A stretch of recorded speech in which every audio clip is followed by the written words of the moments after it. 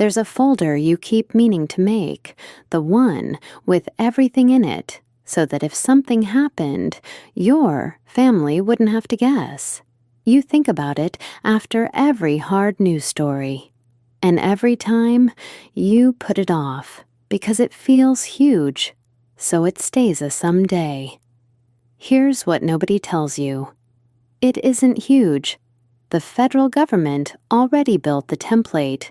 FEMA calls it an emergency financial first aid kit. And it comes down to 4 simple categories. 4. You can pull this together in one afternoon, and it protects your family for years.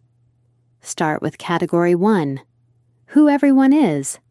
The proof your family needs to file a claim or settle anything. Driver's licenses, birth and marriage certificates, social security cards, passports. Copy the front and back of each, and you're already a quarter done. Category 2, how to reach the money. Not the cash, just the map. For every account, write 3 things: the institution, the last 4 digits, and a phone number. Bank, retirement, insurance, the mortgage, and the 2 people forget, your will and your power of attorney. Category 3, your medical picture.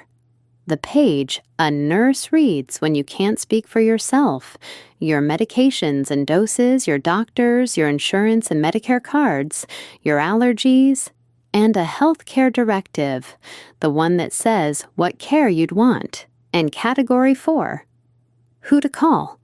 A short list of the people who'd need to know, names, numbers, and how they're connected to you. Add 1 out-of-town contact, the person who becomes the hub when everyone's trying to reach everyone at once. Now, the one rule almost everyone skips, and it's FEMA's very first piece of advice. 1 binder in 1 drawer is 1 house fire away from gone. So make a second copy, a sealed envelope with a relative or an encrypted file in the cloud. The binder only works if it survives the day it was made for. So, that's the whole afternoon.